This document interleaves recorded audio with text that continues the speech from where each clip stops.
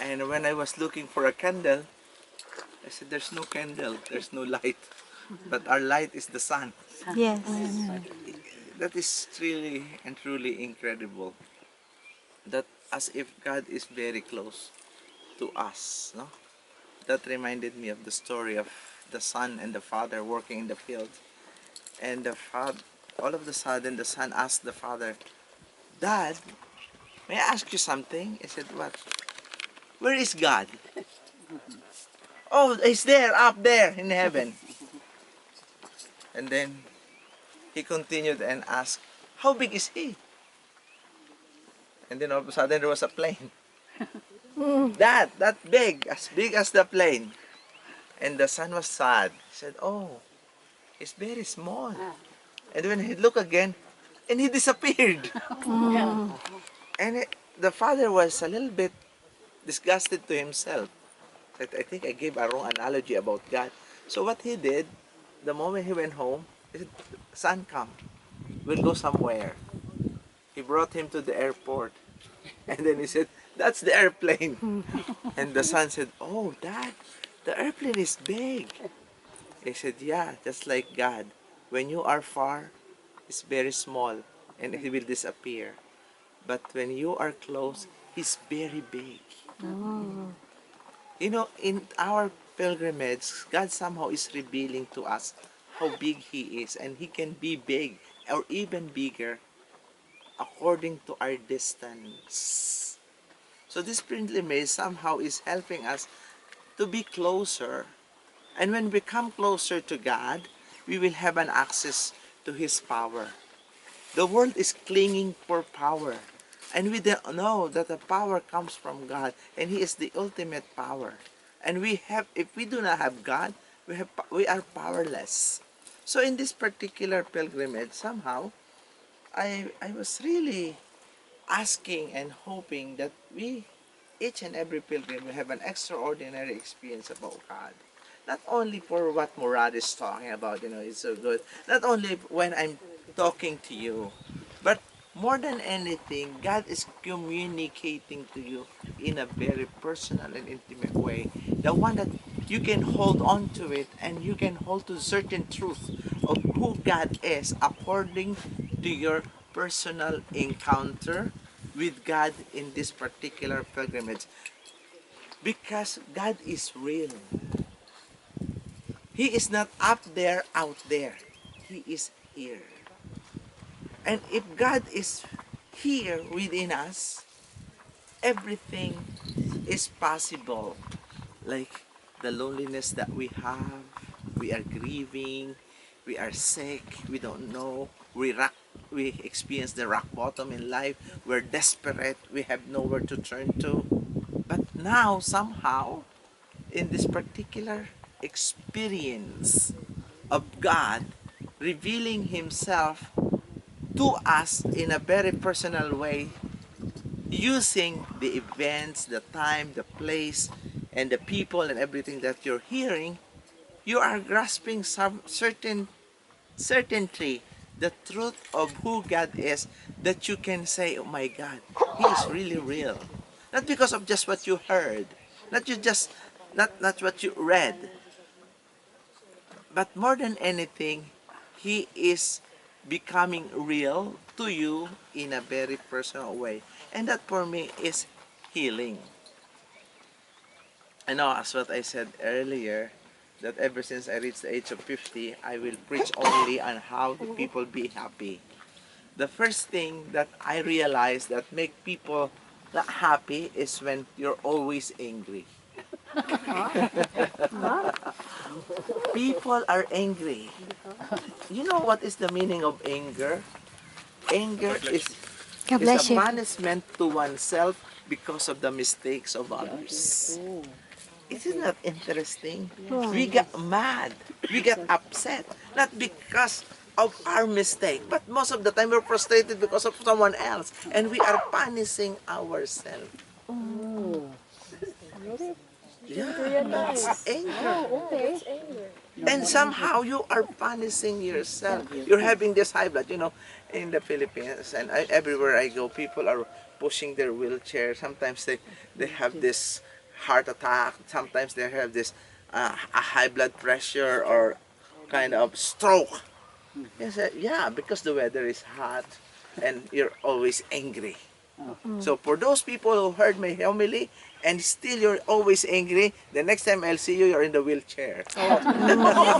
Because you suffer from stroke. You never learn your lesson. So first, please do not be angry because it's not right. You are not charitable to yourself. You're always frustrated. You're mad. And somehow Jesus in today's gospel rebuked and he said, you should not be angry because you are liable. I will repeat what Jesus said to the disciples.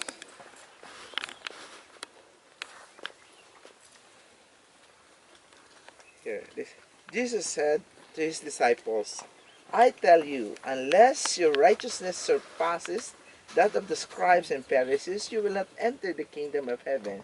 You heard it before from your ancestors. You shall not kill, and whoever kills will be liable to judgment. But I say to you, whoever is angry with his brother and sisters will be liable to judgment. Wow. Basically, Jesus is saying, stop being angry. It is not healthy. And now keep on eating healthy food. Now we're turning all to organic. And the problem is our anger. We're always angry. Even how many the vegetable you ate, even though you ate all the organic in the world, If you're angry. and you're always angry, you will still get sick because of our unhealthy attitude.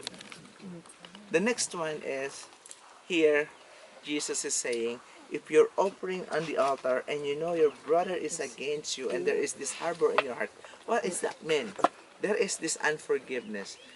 You know, unforgiveness, according to Pope Francis, this is what he defined unforgiveness. The most self-destructive attitude of any human can do to him or herself. It is self-destructive. Meaning, you're killing yourself. You don't need to ask others, please kill me. You're already killing yourself in not forgiving others. Yes, sometimes it's very hard to forgive, but I want to remind you that you yourself is not perfect. Upon knowing that fundamental truth of you yourself is not perfect, we give you an easiness to forgive others. Again, not to forgive is not healthy. Even though how many maintenance you have, maintenance for high blood, maintenance for diabetes, maintenance for sugar, for maintenance for your hormones, hormonal imbalance, Cholesterol. still you have this imbalance, chemical imbalance if you do not forgive because it is self-destructive. Again, what to do to be happy? First, God is continuously showing to us how good He is to us. Can you please be grateful and have that as the first and primary law, the law of gratitude. Because the law of gratitude, personal gratitude, leads to beatitudes. Beatitudes is being blessed. Being blessed is being happy. Being happy is being blessed. And that's the life that God is preparing for us. We cannot be happy if we're angry. We cannot be happy if we're always angry and we do not forgive. And number 3, We cannot be happy if we're always complaining. Oops. No, oops. And this is what I'm saying. Last last December, there was a couple who came to my house and said to me, Father, I've been asking you these prayers quietly. I'm always writing you letters to pray for my two daughters to get married, but until now they're still single. I said, what do you mean? I said, Father, they're already 44 and 42.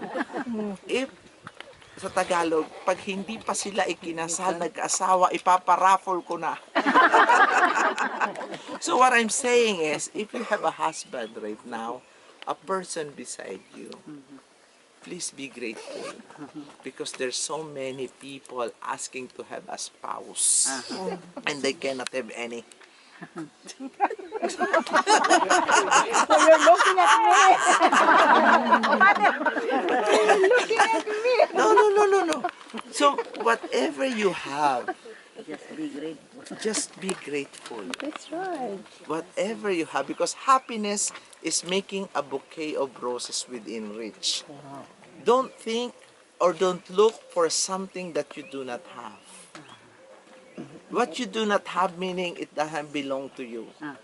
So please be happy and grateful for everything that you have, because that's God's gift to you. And number 5,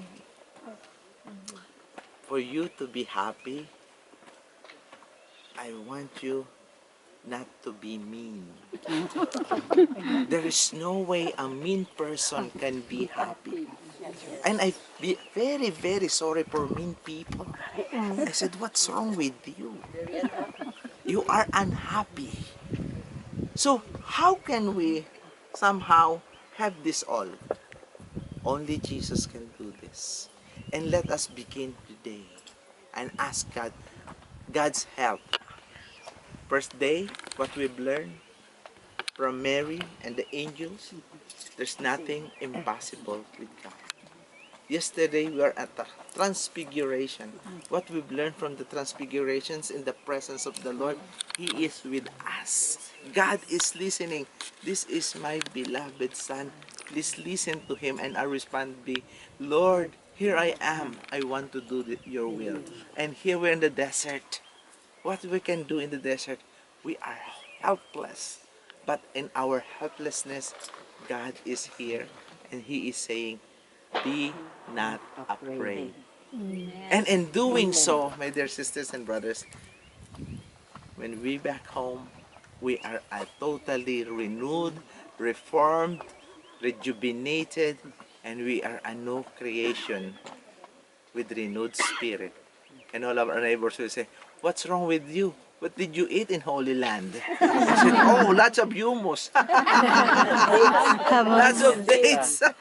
But more than dates, more than humus, more than all the food, what we are eating and what God's feeding to us is not only His Word, but the reality of God in us, that He is very close. As what the little boy asked the father, Father, where is God? He is up there. I said, so small? No, He is big. It is not a coincidence that we are here at this hour. This is hour of great mercy. And that's mercy is the very name of God. The very name of God has two names. He's merciful and He is patient. So, siya ay pasensyoso. Ang pangalan niya ay pasing and mercy.